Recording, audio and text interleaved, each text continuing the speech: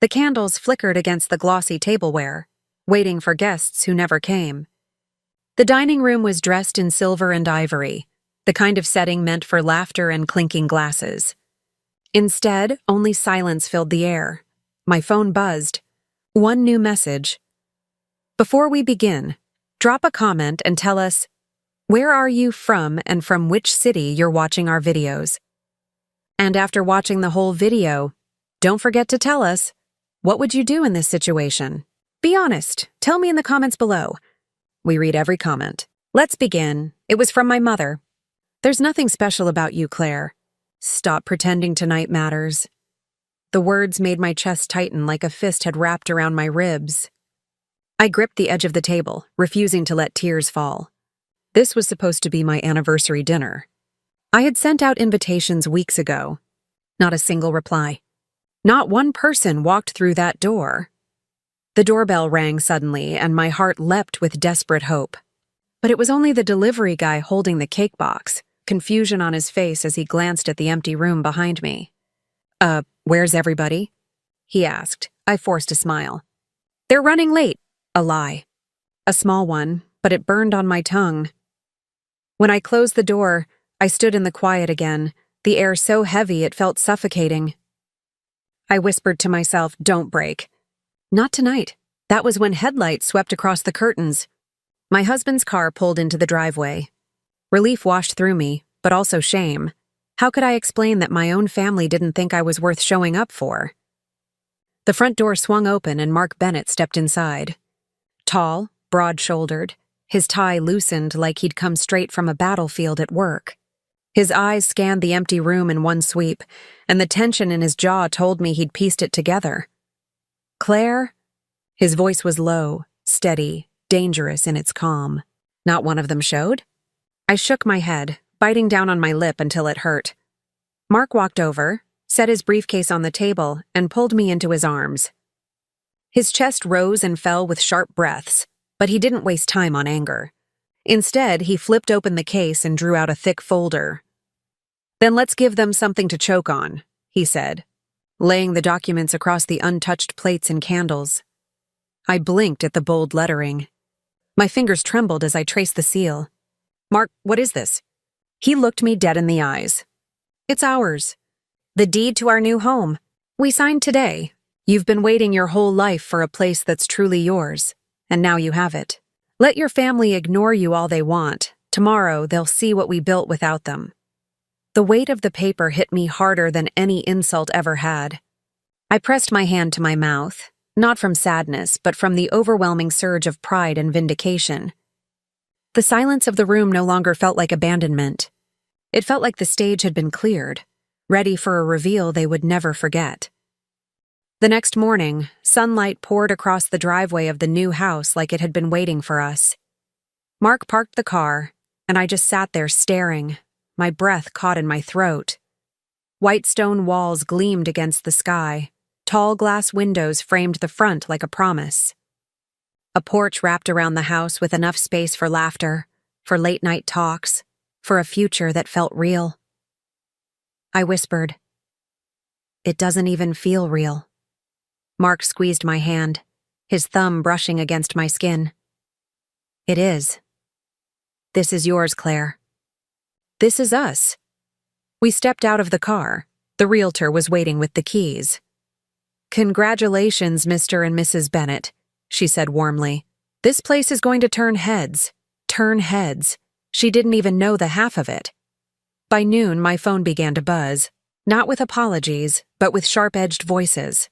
My sister Monica first. "So, I hear you're moving? Where'd you get the money, Claire? You couldn't even host a proper dinner last night." Her words clawed at me, but for once I didn't flinch. "Come by and see for yourself," I replied simply, before ending the call. Next came my mother. Linda's tone was sharp, cold. "Why are people calling me saying you're bragging about some house? Don't embarrass yourself. You've always been small, and small you'll stay." I let the silence hang before answering. "Then I guess you should come and see how small I really am." By evening, cars began pulling up. First Monica and her husband Greg in their polished SUV, smirks plastered on their faces. Then my younger brother Daniel, laughing too loud like it was all a joke. Finally, my parents, stepping out as though arriving at a theater performance. Not a family visit. They walked up the path, their eyes darting across the lawn, the columns, the sheer size of the place. Their smirks wavered. I opened the door, standing tall in the entrance. My heart pounded, but I didn't step back. "Welcome," I said, my voice calm but steady. Monica's eyes narrowed as she stepped inside, her heels clicking against the polished floor. "Whose place is this?" she asked, scanning the high ceilings, the sweeping staircase. Mark came from the kitchen, a folder in his hand. "Ours," he said flatly, placing the deed on the glass coffee table. Signed, sealed, paid. The silence that followed was thick enough to choke on. Their eyes fell on the papers, on the official seal, on our names inked bold across the page. Greg let out a low whistle. "You're kidding! This is yours?" Daniel's smirk collapsed into disbelief. "No way! Claire couldn't pull this off. She doesn't even—" My mother's voice cut through, brittle and sharp. "This is ridiculous. You're trying to play games with us. Houses like this aren't for people like you, Claire. Not for ordinary." Her words, once enough to break me, slid off like water against stone. I stood straighter, meeting her glare head-on. "You're right, Mom. It isn't for people who settle. It's for people who work, who dream, who don't need permission to matter." Mark's hand rested lightly against my back. His presence steadied me, but his words carried the final blow. "Claire doesn't just matter. She's the reason we're here. Every sacrifice, every long night, it was for this moment. And she's the one who deserves it." For the first time in years, my family didn't know what to say. Their faces flickered between shock, shame, and something that almost looked like fear. Monica's voice broke the silence, sharp but shaken. "So what now, Claire? You think a house makes you better than us?" I leaned forward slightly, my voice low but unshakable. "No, but it proves I was never less." Their gazes dropped to the floor, and the quiet stretched. I realized then that their absence at my anniversary dinner hadn't been the tragedy I thought it was. It had been a gift, an ending to the old version of me they used to dismiss. They had ignored my invitations. But life had written me a better one. As they shuffled out, their faces pale, their silence heavy, Mark turned to me, his eyes fierce with pride. "You didn't just stand quiet tonight, Claire. You stood taller than all of them. And for the first time, I felt it. I wasn't small. I wasn't invisible. I was the one holding the keys." By the next morning, word had already spread. Somehow, before the sun had fully risen, whispers of our new home had leaked out. It wasn't just my immediate family anymore. Cousins, aunts, and even neighbors were calling, their curiosity dripping through every word. One message from my cousin Amanda read, "Wait, Claire bought a mansion? Thought you were struggling last year?" I stared at the screen, heat rising in my chest. For years, they had gossiped about me behind my back, painting me as the weak one, the failure. Now they couldn't stop talking, but for the first time, it wasn't about pity. It was about disbelief. Mark noticed my clenched fists as I scrolled. "Don't waste energy on them," he said, pouring coffee. "They'll twist the story any way they want. But today they'll see it with their own eyes." He was right. We had invited the realtor back for a final walkthrough and signing. What we didn't expect was for my family to show up uninvited, cars pulling into the driveway one by one, as if they couldn't resist confirming the rumors. Linda, my mother, stepped out first. She wore her pearls like armor, her expression carefully neutral. Behind her, my father Richard trailed, eyes scanning the lawn with something between awe and discomfort. Monica and Greg came next, their SUV still shining from a fresh car wash, as though they wanted to compete. Daniel leaned against his beat-up truck, smirking, but his eyes betrayed unease. I met them at the door, no longer shrinking back. The air around me was different now, charged, almost electric. "Claire," my mother said briskly, as though my name itself was a chore. "Is it true? Did you actually buy this place?" Mark stepped beside me, his arm casually sliding around my waist. He spoke before I could. "No, Linda, we didn't buy this place. Claire did. She earned it. She owns it. This is her home as much as mine." The way he said it, direct, undeniable, knocked the smirk right off Daniel's face. Monica's jaw tightened, and for the first time my father avoided my eyes. I ushered them inside. The grand foyer seemed to swallow their arrogance. The vaulted ceilings, the chandelier, the staircase that curved like something out of a magazine, it all spoke louder than I ever could. Monica ran her fingers along the polished banister, her voice sharp. "Well, money can buy nice things, but it can't buy class." Greg chuckled beside her, but it sounded hollow, forced. I turned, my voice steady. "You're right. It can't buy class, but it can certainly expose who never had it to begin with." Her face flushed red, and for once, she had no comeback. We moved into the living room where the deed still sat on the glass table, the official seal gleaming under the light. My father finally spoke, his voice quieter than I remembered it ever being. "Claire, I didn't think you'd ever—" He stopped himself, choosing his words carefully. "You've surprised us." I almost laughed. Surprised was such a weak word for what they felt. Shock, shame, maybe even regret. That was closer to the truth. Before I could respond, the front door opened again. This time it was extended family, 2 of my aunts and a cousin who had lived their whole lives thinking they were above me. They walked in wide-eyed, gasping at every corner of the house. One of my aunts whispered to the other, not realizing I heard.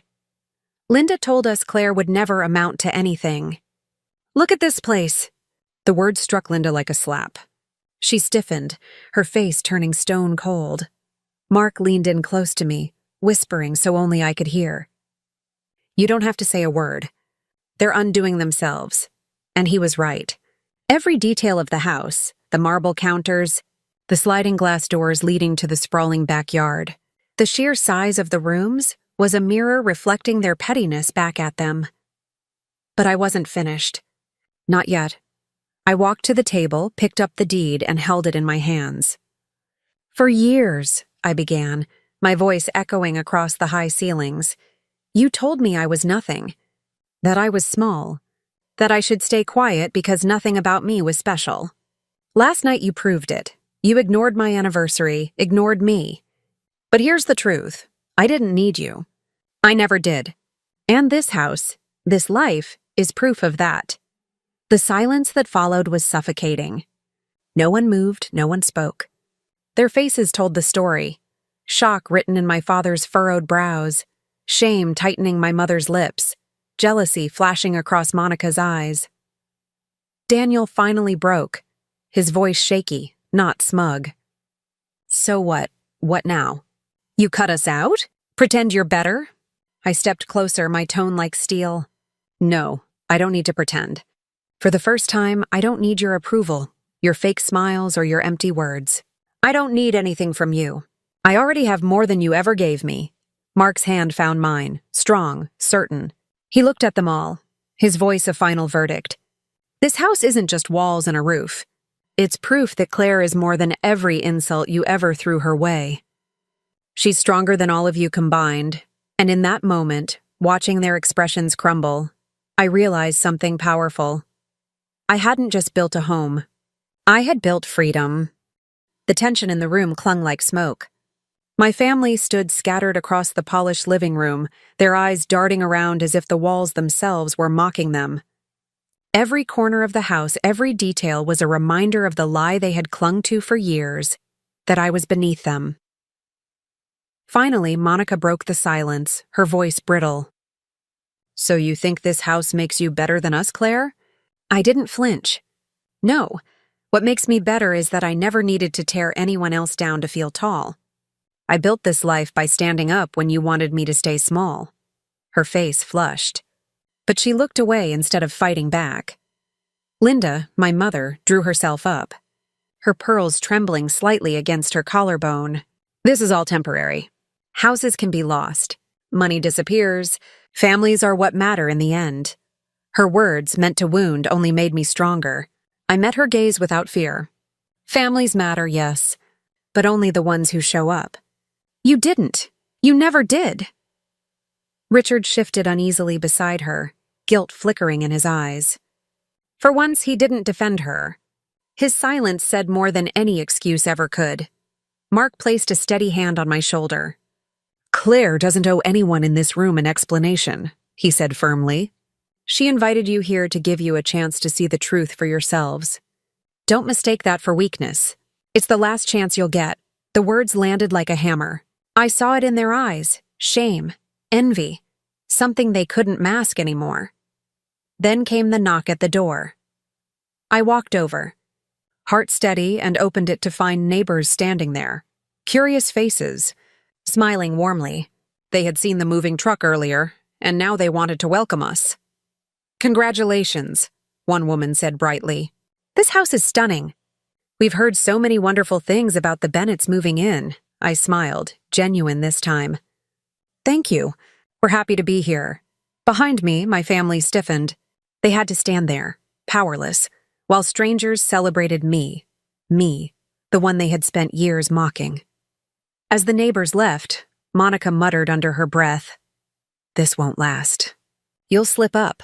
I turned to her, calm, collected. Maybe, but if I do, I'll get back up again. That's the difference between us. You laugh when I stumble. I build when you doubt. Her lips pressed into a thin line, but she had nothing left to say. The weight of the moment pressed down on everyone.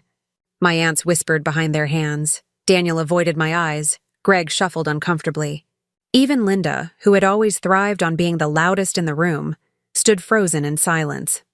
Mark gathered the deed from the table, slid it into the folder, and looked at them all with unflinching calm. This is your last look. After today, you don't get to step into this house again unless Claire chooses it. And judging by how you've treated her, I wouldn't count on it. The finality in his voice cracked something inside them. My father lowered his head, shame written all over him. My mother's jaw trembled, but she held her tongue. Monica looked furious but powerless. They left one by one, their footsteps heavy against the polished floor, their silence louder than any insult they had ever hurled at me. When the last car pulled away from the driveway, I sank into the couch, the weight of years lifting off my shoulders. Mark sat beside me, pulling me close. You did it, he whispered. You stood taller than all of them. Tears slid down my cheeks, not from sadness but from relief. For the first time in my life, I don't feel small.